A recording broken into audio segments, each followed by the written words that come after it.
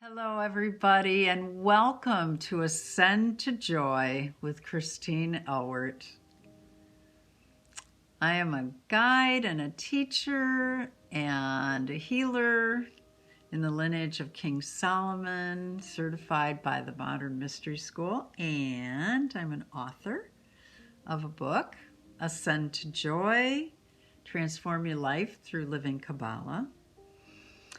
And I'm here today to talk about my passion, which might be your passion too, which is to create and instigate and move forward in a revolution of love.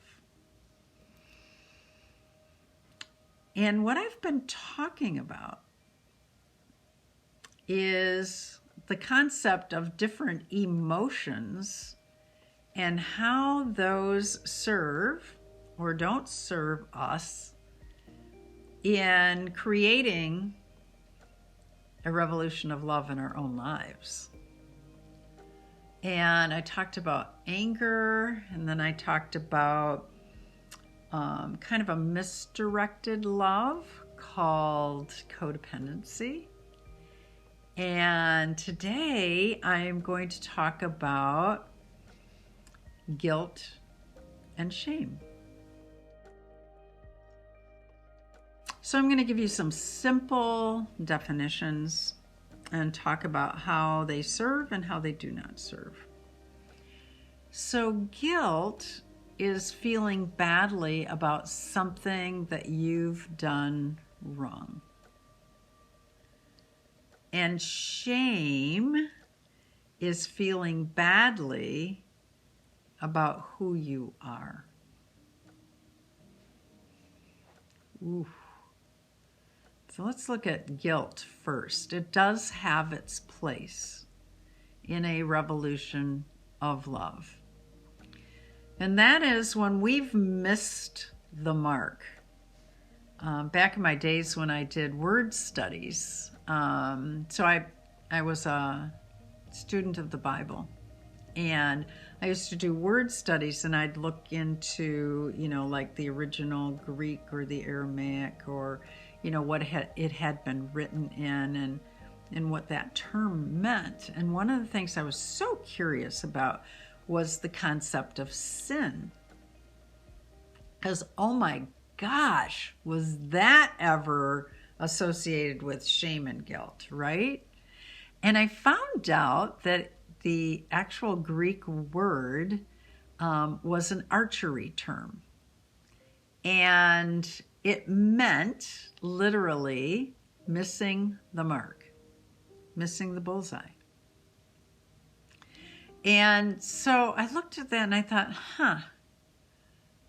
that's really interesting, isn't it? So when we miss the bullseye, when we're actually trying to produce something and we do not hit that center, then we may feel a sense of guilt.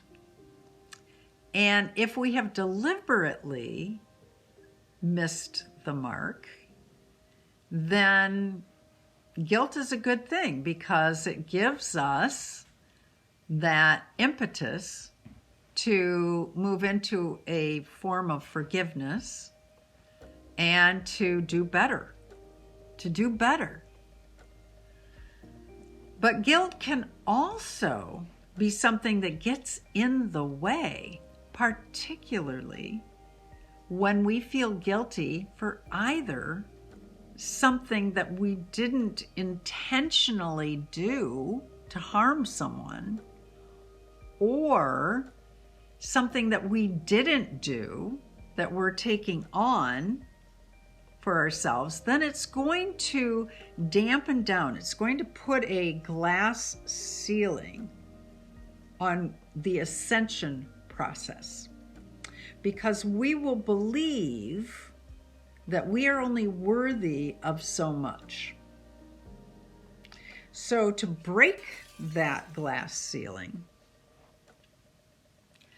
we need to first determine, okay, what's my responsibility in this particular action or inaction, and or words that we have spoken or words that we should have spoken. And we need to look at that and say, okay, what is my responsibility? What was my responsibility in this?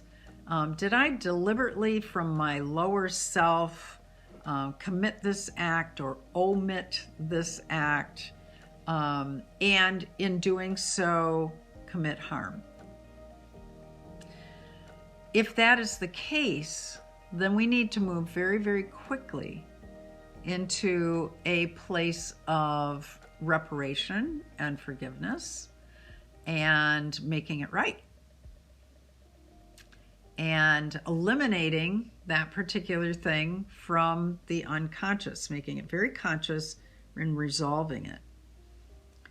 If we come up with, okay, it was unintentional, but it still appeared to cause harm, then we need to also, and again, this is my experience. This is a recommendation.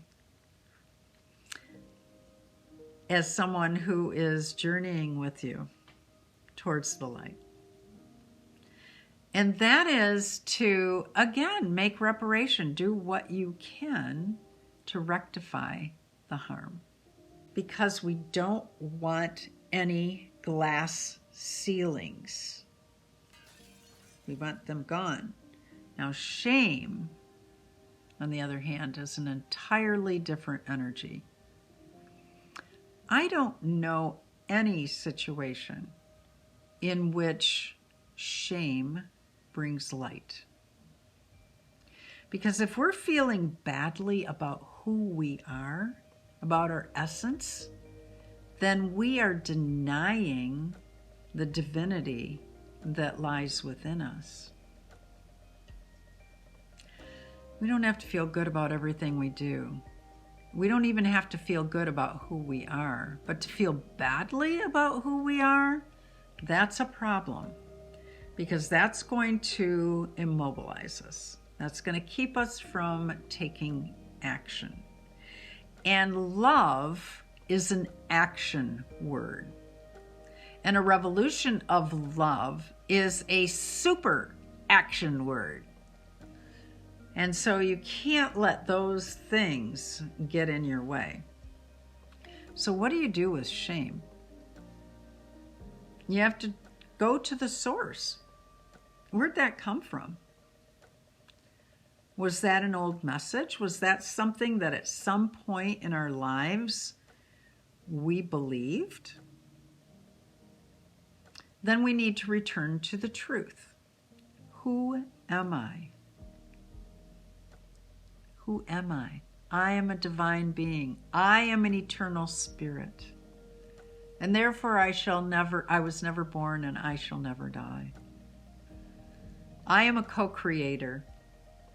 Okay, we need to return to the truth and we need to affirm that truth. And then make a redecision. We used to do a group process with people called redecision therapy, in which we looked at the decisions that we had made, either consciously or unconsciously, and saw which of those did not serve our progression in the light. And then to redecide. To replace that decision with the truth with a capital T. So guilt can sometimes have a purpose, serve a purpose to help us to do better. It's often not that. I see people feeling guilty for a whole bunch of things that they aren't responsible for. Now, there's a nuance to that too, right? Okay, because in the collective, what are we putting into the collective consciousness? Okay, we are responsible for that. We are responsible for the thoughts and the feelings and the decisions that we put into, because all thought is acted upon. Okay, so we need to take responsibility for that. And if guilt helps us to move into a place of change, then wonderful. Because then it becomes part of the magic of taking something and changing it into something else. Shame, however, needs to be eradicated from our lives. It truly does. It does not serve us. You are magnificent. You are a divine being. And anybody who tells you differently, I don't think they know what they're talking about. And it took me a long time to actually make that decision, to look at myself as a divine being in the divinity that lies within me. Look into people's eyes, and you will see something pretty amazing looking back at you. And if you look long enough, and if you look hard enough, and if you learn to look, really look with not only your outer eyes, but your inner eyes and all those beautiful senses, then you're going to realize that there's a very thin veil. It really doesn't exist between you and I. We're in this together. So join us in a revolution of love, and I will talk to you soon.